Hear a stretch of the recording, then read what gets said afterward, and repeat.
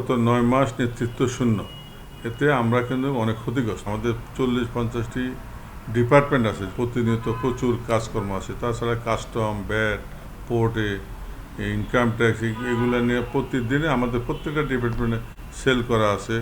আমাদের নির্বাচিত প্রতিনিধির বাহিরেও অনির্বাচিত সৎ ব্যবসায়ী যারা ছিল তারা সেখানে অ্যাজ এ সাব কমিটি হিসেবে প্রতিনিধিত্ব করে আসছে। এটা আমাদের ব্যাহত হয়েছে। ব্যাহত হয়েছে একটা কারণও আছে, যেহেতু দেশের প্রেক্ষাপট চেঞ্জ হয়েছে। প্রেক্ষাপটের চেঞ্জের কারণে সারা দেশেই কিন্তু একটা চেঞ্জ আসছে। এই চেঞ্জের ফলে আমাদেরও ব্যবসা বাণিজ্য এবং আমাদের এই সংগঠনের আমি বলবো যে ক্ষতিগ্রস্ত হয়েছে। উন্নতি যেটা হয়েছে সেটা হলো এই অ্যাডমিনিস্ট্রেটর আইসা উনি আমাদের, যেটা আমরা টেলিভিশন এবং পেপার পত্রিকা বলেছেন যে 690টি ভুয়া ভোট আপনারা চিহ্নিত করে, পত্রিকায় নিউজ আসছে। আমরা এটার প্রতিবাদ জানাই। আমি সম্মিলিত পরিষদের দলনেতা হিসেবে আমরা এটার প্রতিবাদ জানাচ্ছি, আগেও জানাচ্ছি, এখনও জানাই। এই 690টা ভুয়া ভোট না, 690টার মধ্যে হ্যাঁ ভুয়া ভোট, যেটা এবার এই অ্যাডমিনিস্ট্রেটর সাহেব থার্ড পার্টি দিয়ে চেক করে পাইছেন, তার মধ্যে 70-80টা ভুয়া ভোট।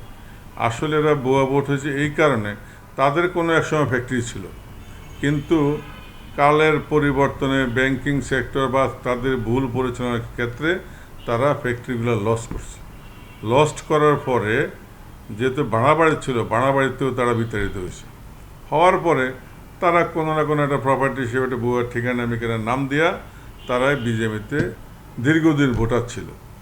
এই ভোটারগুলো এবার কিন্তু এই অ্যাডমিনিস্ট্রেটরের মাধ্যমে এগুলো কিন্তু বাদ হয়েছে। এটা কিন্তু 690 না, এটা বিলো 100, এটাকে আমরা সাধুবাদ জানাই।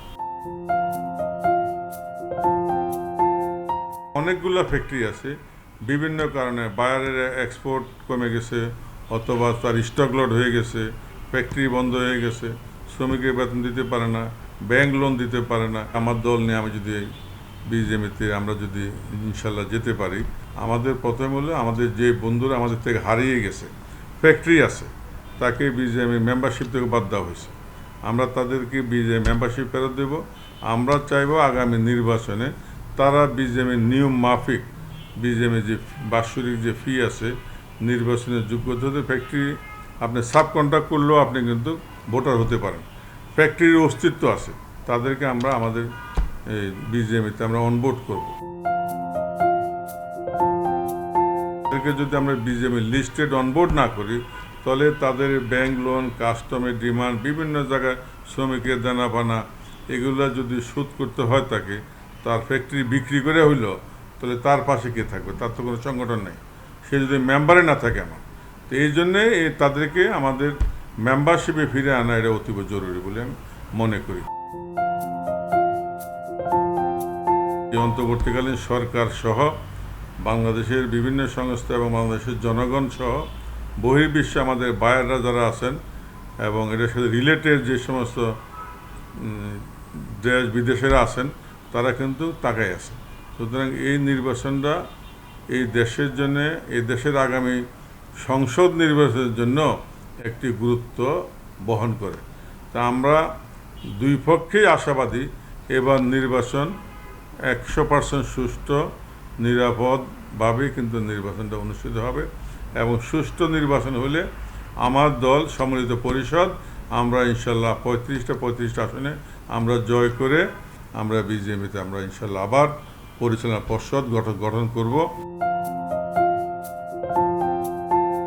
এটা আমাদের ধারাবাহিকতা। এই সম্মিলিত পরিষদ বিগত আপনি যদি দেখেন, বিগত 15টা প্রেসিডেন্ট এই সম্মিলিত পরিষদের ধারাবাহিকভাবে আসছে। 4 জন আমাদের অপোজিশন থেকে আসছে। বিজেপিতে যত উন্নয়ন দেখেন, শিল্প মালিকের যত উন্নয়ন দেখেন, বিজেপি ভবন থেকে কাস্টম, আমাদের উন্নয়নের বর্ণনা দেওয়া আমরা কিন্তু শেষ করতে পারবো না। অনেক উন্নয়ন, যত উন্নয়ন আছে সব কিন্তু সম্মিলিত পরিষদে করছে। আমরা আগামী দিনেও আমরা ক্ষমতায় এসে এই সম্মিলিত পরিষদ বিজেপির মালিকদের যে অসমাপ্ত কিছু আকাঙ্ক্ষা আছে, সেই আকাঙ্ক্ষাগুলো আমরা বাস্তবায়ন করব। পাশাপাশি আমরা একটি সুন্দর ট্রান্সপারেন্ট বিজেপি গার্মেন্টস মালিকদের উপহার দেব। মোহাম্মদ আবুল কালাম, চৈতি গ্রুপের ব্যবস্থাপনা পরিচালক ও সিইও। প্যানেল লিডার, সম্মিলিত পরিষদ, বিজিএমইএ নির্বাচন 2025-2027।